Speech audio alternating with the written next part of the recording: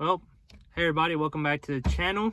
I just want to make this quick video in regards to tearing apart, or should I say tearing down, the front Dana 60. Also, quick thank you to all the new subscribers. I appreciate you guys for coming along for this journey. I know it's not the first one-ton Comanche, it won't be the last, but it's mine and it's special to me. So we'll go through all that. But I did get the axle dropped off at the shop. I'll put a picture here. And now that we got the axle dropped off at the shop, now it's just a matter of time. I'm going to be heading over to the shop to help my buddy Danny with Trail Hunters Miami build them and do all that sort of stuff. But this video is more about pulling the axle shafts out, or if you're having trouble pulling the axle shafts out of your 99 to 04 Super Duty, your Super Duty F250, F350, Dana 60 front axle. So what happened to me is that I'm trying to take out the axle shaft, unit bearing, hubs, everything as one solid unit. And so what happened, there's 4 nuts on the back of the knuckle, on the inside of the knuckle, that hold the unit bearing in.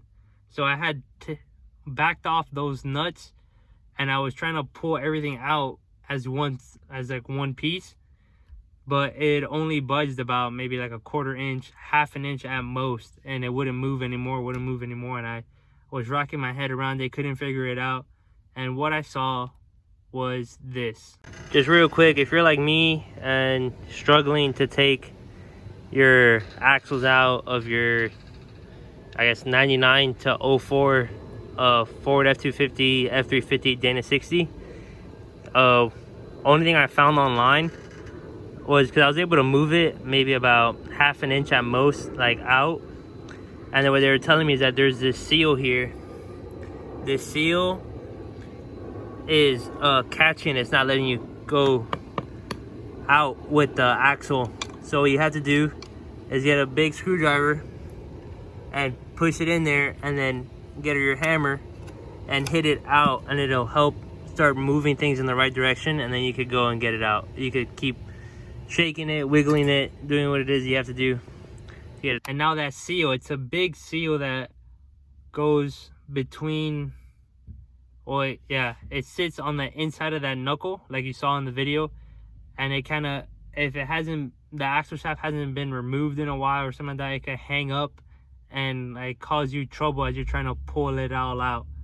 And so, like I said in the video, what you do, you take a big screwdriver and just kind of work your way around that whole seal, and you should be able to pull it out like these 2 clips here. So we hit that seal there in the back, and now we just wiggle and it should pop out. Oh.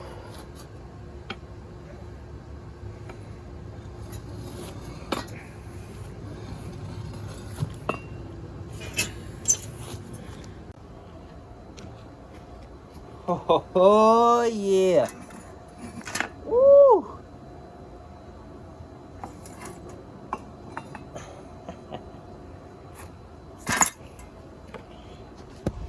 And now with those all out, like in the first picture I showed you guys, the axles are dropped off at my buddy's shop. We're gonna be replacing pretty much everything. I don't know if I told you guys what the plan is on the axle build. So we're gonna be running Revolution 513 gears. We're gonna be running a Spartan locker in the front. We're running a Ford OEM electric locker in the rear. It's the cheapest electric locker for the Sterling rear axles by far. I'll put a link in the description down below so you guys can see that. It's about 500 bucks shipped, or $500 plus shipping, which beats, I mean, the $800,000-$900,000 for any of the other stuff. So you got that. So with 513 gears, Spartan locker in the front, the Ford rear locker in the back. We got the R-Tech front truss that we're running. We're running the TNT U-bolt eliminators in the rear, the 1-inch lift. And what else? We're putting U-ball joints in, mile marker stainless steel lockout hubs because I'm getting rid of the Ford automatic hubs. We're not going to deal with those. And yeah, new ball joints, new lockout hubs, new axle shaft U-joints. And for the drive shafts, we're going to be running conversion joints, just because it's going to be cheaper, and it'll eventually I will get actual 1350 drive shafts front and rear.